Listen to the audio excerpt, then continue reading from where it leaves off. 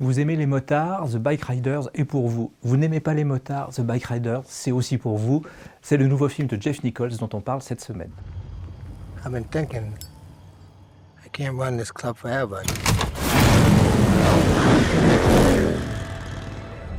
I built this from nothing. This is our family. You and me, kid. Pour moi, Jeff Nichols, c'est le jeune cinéaste américain le plus intéressant d'aujourd'hui. Alors je dis jeune, il va vers les 50 ans, mais c'est vraiment, voilà, depuis ses débuts, c'est un cinéaste qui moi, me touche profondément par sa vision d'une Amérique qu'on ne voit pas beaucoup en dehors de ses films.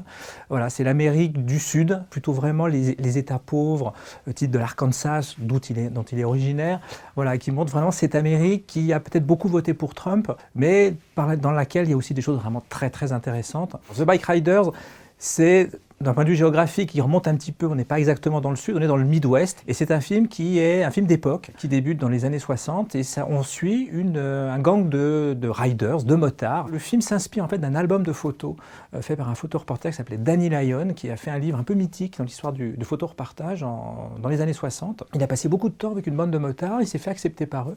Et il a fait un très beau livre de photos complété par des entretiens avec les personnes qu'il prenait en photo. C'est à la fois le making-of du livre fameux de Danny Lyon, puisque le personnage du photoreporter est interprété dans le film par Mike Fest, et qu'on le voit mener son enquête en fait de 65 à 73, ce qui permet d'avoir des rendez-vous réguliers avec les personnages, et notamment avec celui de Katie. Et c'est aussi une histoire de couple confronté au collectif des copains, et comment voilà, ce couple finit par devenir un triangle amoureux. Parce qu'il y a Katie et Benny, qui s'aiment d'amour et qui roucoulent, ils n'ont besoin de personne en Harley-Davidson, sauf qu'il y en a tout plein autour des Harley-Davidson, et qu'il y a le chef de la bande qui s'appelle Johnny, qui est joué par Tom Hardy, qui est assez remarquable, et qui est lui un peu le vieux motard un peu en fin de parcours, et ça devient un triangle amoureux, c'est-à-dire qui Benny va-t-il choisir en gros entre ses potes et sa femme.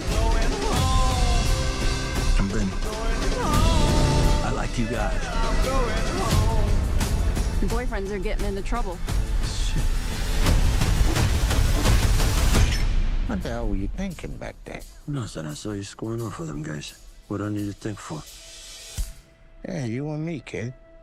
Au-delà de la mise en scène qui est vraiment remarquable, et je pense que Jeff Nichols signe son film le plus accessible, le plus grand public, le plus divertissant, mais qui est aussi un peu amer à mesure qu'on avance, et qui est vraiment une histoire de paradis perdu. C'est-à-dire qu'il y aurait cette innocence des copains. Alors les copains, c'est pas Einstein, hein, il faut quand même se le dire. Le B&B, là, c'est pas bed and breakfast, c'est bière et bagarre. Ils passent leur vie à se foutre sur la tronche. C'est quand même des méga réacs anti-intellectuels primaires pour qui le moindre étudiant est suspecté de communisme. C'est pas des grands féministes non plus, voilà. D'où l'importance du personnage féminin, parce que s'il n'y avait pas son regard tendre à elle sur cette bande de neuneux, le film serait pas supportable en réalité. Et c'est cette espèce de passage impitoyable du temps finalement que photographie le film, avec une sorte de nostalgie, de mélancolie, on va dire, pensant au bon vieux temps des années 60. Alors bon vieux temps des années 60, si on est un gars, ça va sans dire.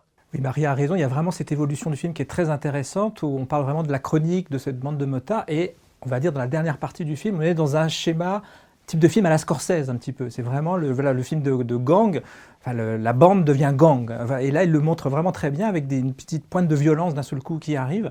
Et Marie a vraiment raison de parler d'une espèce de paradis perdu avec cette nostalgie qui y est attachée. C'est des grands enfants, ces motards, et puis petit à petit sont confrontés à la réalité, au fait de devenir des vrais adultes, avec les deuils aussi.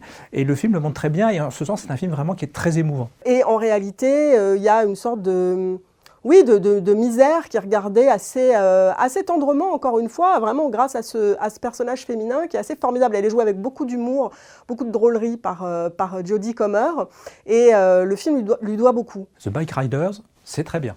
The Bike Riders, franchement, c'est bien. The club got real big real fast. They started running drugs, gambling, prostitution.